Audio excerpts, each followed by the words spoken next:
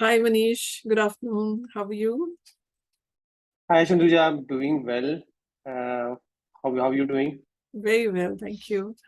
So, thank you for taking our time to be with us and share some very interesting insights about your entrepreneurship and your leadership journey so far. So, thanks for that. So, before we begin, Thank you. yeah. Before we begin, I just want to, kind of let the, audience learn a little bit about how did you start this business and why have you started this venture that you're in? Sure. So the current venture which I'm in, the company name is Techment Technology. We when I say we, like me and my co-founder, we started this company in 2013, and this is the one we started from our hometown. The city name or the town name is Bhilai. It's in the central part of India in the state of Chhattisgarh. And when we started Techment, started more as our own personal goal or personal motivation of spending time with family. So both me and my co-founder Somesh spent almost 14 years away from home, spending time in big cities like Bangalore, spending time in outside of India. Mm. And we felt that now it's a good time that we want to come back and spend with our time with our parents. But at the same time, we wanted to continue our technology career. So that's how 2013 Techment got started, more as an experimental mode, Mhm. because that time there was nothing in Bhilai. When it comes to technology, there was nothing in Bhilai. Mhm. There was no role model or no past history of how technology companies can pan out in a town like Bhilai. So we started more as an experimental mode. We thought there are a lot of engineering colleges. The placement ratio is not really good. Let's start with a training program to help the graduates find job in IT company. So we did that for initial 2 years. We trained like almost 250 students, out of which 80% got placed in different IT companies across India.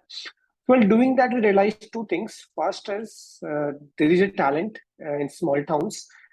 Given a good platform and a good guidance, they can be a good asset for organization. And second, most important is not everyone wants to go out. So we realized when we looked at the remaining 20%, we realized there's a good set of people who have passion, who have the skill sets, but they don't want to leave their family. So that was a turning point or pivot point for Techment. And that became another purpose for us, that we don't want, like, we definitely want people to have good career, but at the same time, we would like to be one of the instrument in helping people to build their career while being with their family as well. So that became a purpose of Techment, to create an IT ecosystem in the smaller towns so that people don't have to go to big cities or don't have to leave their families to build a career in technology. So that is how it all got started. It's been almost like 9 years now since we started this, 7 years since we have pivoted into technology development. And we currently have two verticals with a total team of 650 people based in Bhilai and Indore. Wow. I think it's amazing to hear this story, Manish. And although we heard a little bit of it before, but what I really love is that people have kind of realized the importance of family and being with the family. And it's not that they didn't realize it earlier, but I think it was really a little bit more around the COVID time or post-COVID. We've Yep. kind of come to that realization. But as you were mentioning earlier, your organization you started much before COVID, right? I think it was in Yes. 2013, In right? 2013, yes, Yeah, 2013. yeah. So much before that, I think, I mean, I can even say that you're probably a visionary in this, right? Because you already imagine how the future would be and what people want, really. Yeah. So, and there's one thing about you knowing it, and there's another thing about actually giving back to the society. You knowing it, learning it, and then, you want to actually help other people so that they don't go through the same, you know, uh, concerns that the others have or others, would have in the past, right? So I think that is definitely something that needs to be acknowledged, and I would really want to do that for you because it's really a very, very amazing story that you have, how you started the enterprise, and I'm sure even the people that you work with and your employees, feel excited to come to work every day because like, sort of they can do things from their home, right, wherever they are, and along Oh with yes, there are like a lot of lot of stories, and a lot of stories which in fact drives us every day to share, which happens in Techment, how young kids, like when I say young kids, like people like fresh out of college, how now they're able to support their family because now they're with the family, whatever money they're earning, it kind of goes into their saving or goes into the investment which they're making for the family. So that's it. And a lot of times we meet parents, and when parents come and tell us how their daughter, how their daughter or how their son is really helping improving their lifestyle. That I would say the biggest driving factor for us. Yeah. It's huge satisfaction, no, Manish, to kind of that zone to help people that way. It's amazing. So would you like to also share with us some of the best practices that you've, used while leading this organization in last about, 7-8 years that you've been there, right? So maybe 9 years now, right? 9 years roughly. So, in these 9 years, what have been, according to you, your leadership practices that really help in driving your organization? And what is also that we can learn from that, if you could share that also. Yeah. So we have gone through a kind of evolution process. Like as I mentioned, we started more as an experiment. We didn't even know how something like this will pan out. So even when it comes to best practices, it has gone through evolution process. We have been experimenting. We've been trying out different things. And over a period of time, we have figured out, I would say, what is working well for us. At least we know what is working well for us. And out of that, I would say definitely there are certain things which I strong feeling going to work for a lot of other companies as well. So one thing, like based on like how we started, like if you look at it, it's all family driven. Like we started because we wanted to spend time with family. People started joining us because they wanted to spend time with family. So that kind of became the culture of Techment as well. So Techment is more like a family. So we never have an employer-employee relationship. We never call our team members an employee. It's more like family members. And while doing that, I think the biggest best practice that emerged out is care for people. So, and I would say for any business in today's world, people are the most important assets that you have, right? At the end of the day, a leader is an individual or maybe a group of individual can do so little actually. But when the people are aligned and when the organization is really caring for people, that's when the real transformation happens. And that is what we are also trying to do at Techment when we talk about care for people. And how do we not just in terms of saying that we are family, like how do we create an environment of family, more like safe and secure place? I'm happy to share that we have got 60% females in our organization. So that again brings in a lot of responsibilities on the leadership team to make it a very safe, secure place for people to work and to grow as well. So apart from that, there are a lot of other initiatives we have taken when it talks about care for people. One initiative is overall well-being of individuals. When I say overall well-being, I kind of believe in both physical and mental fitness. So we have taken up a lot of programs like Project Happiness, which focuses a lot on inner well-being of people, like how do people can be like more happy by doing whatever they're doing. Okay. So that is one of the best practice that I would say we have adopted, which is working well. Second, I would say is focus on learning. So as an organization, right from day one, especially since we are focusing on technology, we realize that learning and continuous skill upgradation, or you can say continuous learning, is going to play a very important role. So we have taken a lot of initiatives which focuses on the continuous learning or the continuous skill upgradation of our team member. And it's just not for the junior people. I think right from the senior leadership, like right from like, it's more like walk the talk. It's not that you can just tell people that you need to learn. It's like senior leadership also need to show that, yes, they're also open to learning. They're also open to learn new ideas, either from the peers or from the seniors, or even from the juniors within the team. So that's a kind of environment we're trying to create that everyone can learn from everyone. It's not that only juniors who are looking to learn from seniors. A lot of times the seniors can also learn from juniors. And because of that, we have one initiative called Learning Saturday, where like every first Saturday of month, any team member who has done something different, who has learned a new technology, maybe new process, he or she makes a presentation so that everyone in the team can Mm. understand, can learn from the other person experience. And while doing that, it helps the presenter develops his own leadership skills as well, because then he's kind of learning presentation skills, he's Mm. learning to share knowledge.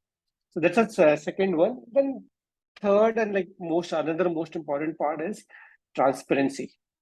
So we are trying, I would say we are still trying to build a very transparent organization. And we strongly believe in that. We believe that an organization has to be like really transparent. The leadership should be open about sharing all the good and bad about the organization. And that's when the real alignment can happen. Only unless we are not transparent, the alignment will never come. People will always have that something going on, something hidden going on.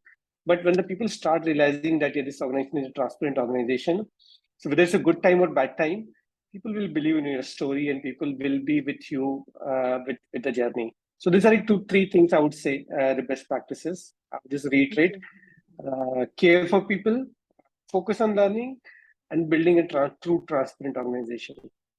Wow, I think I mean, really, I think I'm really excited to hear this because, and that too, you're doing it in a small town. I think that really takes the cake because, and I think the best thing about this is that, what I really understand is that if the foundations are correct, like you said, the foundation that you build this organization Yep. is with the heart, really, you thought about it, it connected with Yep. you, and you feel that others should also have this, right? I think that theme itself Yep. sets Yep. the foundation of your organization so beautifully. And then, of course, the learners, journey, trying to learn things in the organization, giving them the opportunity to do presentations on Saturdays. I think these are all going to fall in very good place because the foundation itself is so good.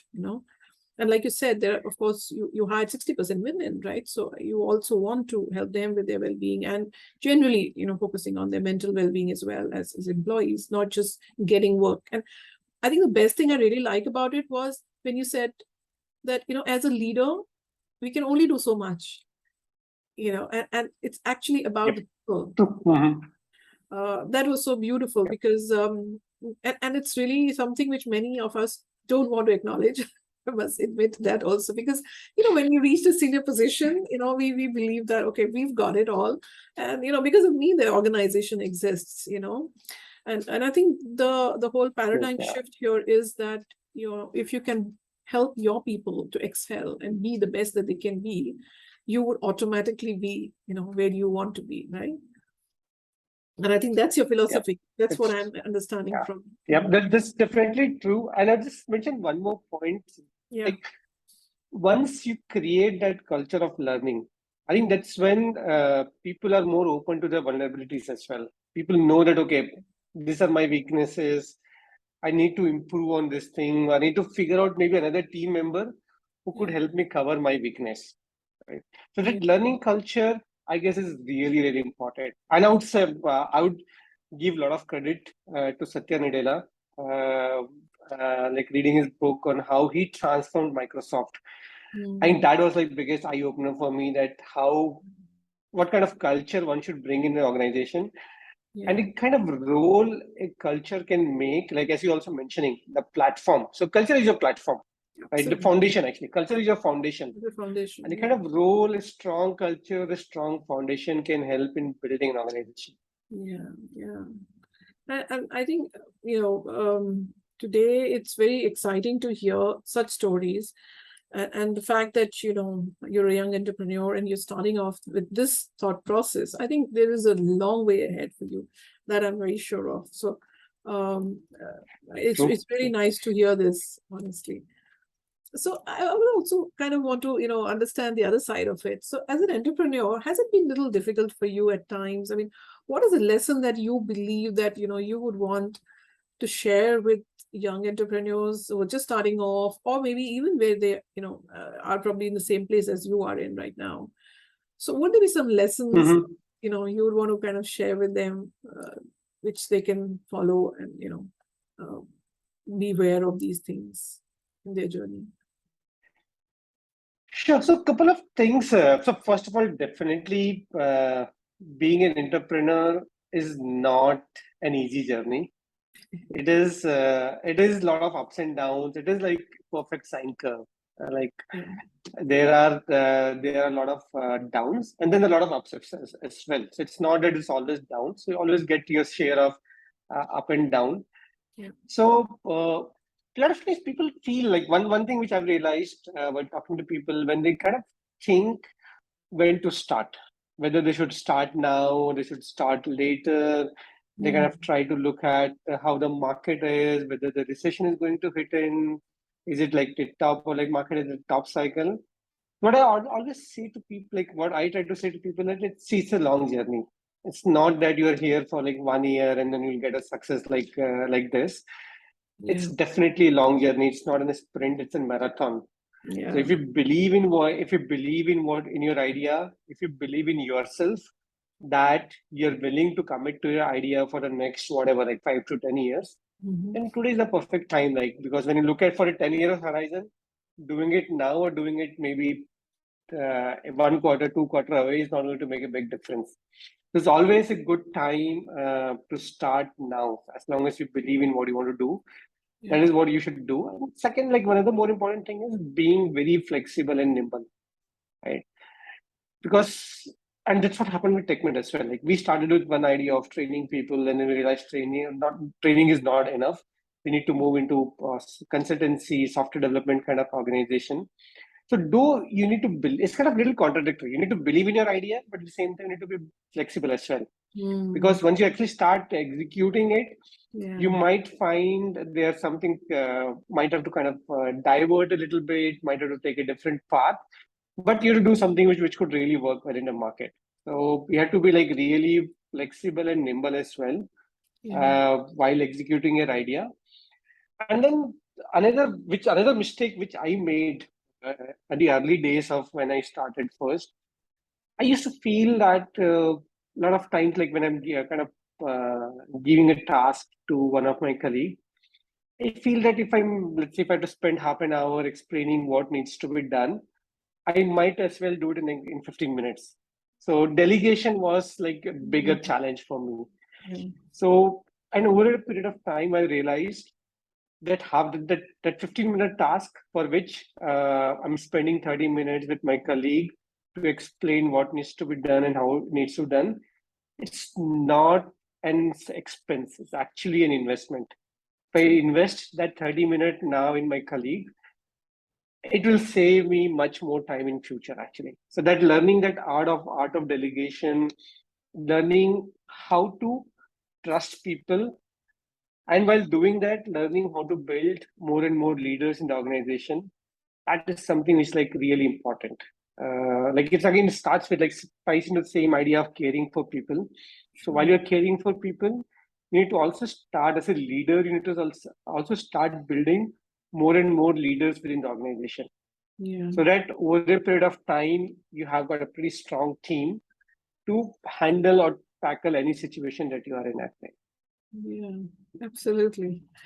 Absolutely. And while you were saying this, I was just remembering, we have a coaching program as well, which basically is all about this, what you just said, and delegation is a point where many of us kind of get stuck because we are great at what we do, and you find it very tough to hand over our, baby to someone else, right? To take Yep. over.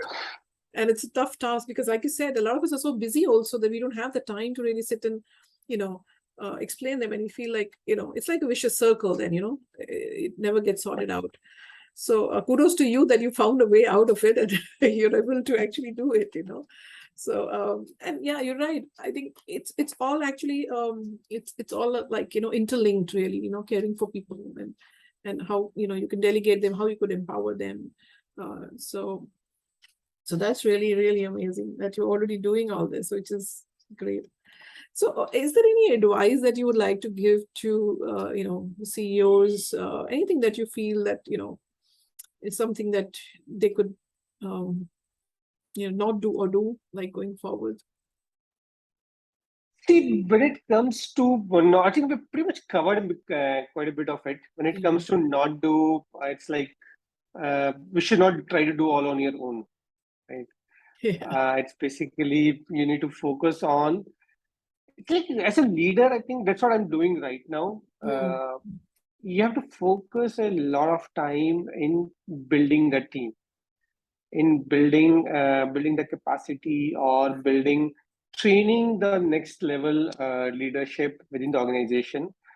And that's one more thing, like you were talking about coach, and that's a phenomenon which I like recently learned, that Mm. a leader should coach actually, right? Yes. Every leader within the organization, they should I and I kind of learned the difference between mentor and coach. Mm. So, and a lot of times, we as a leader try to be mentor, try to give solutions to the problem. Like, okay, do this way, do like, if this is not working, try this, try that. Yeah. Instead of doing that, and I've started implementing a little bit in my interaction with people now.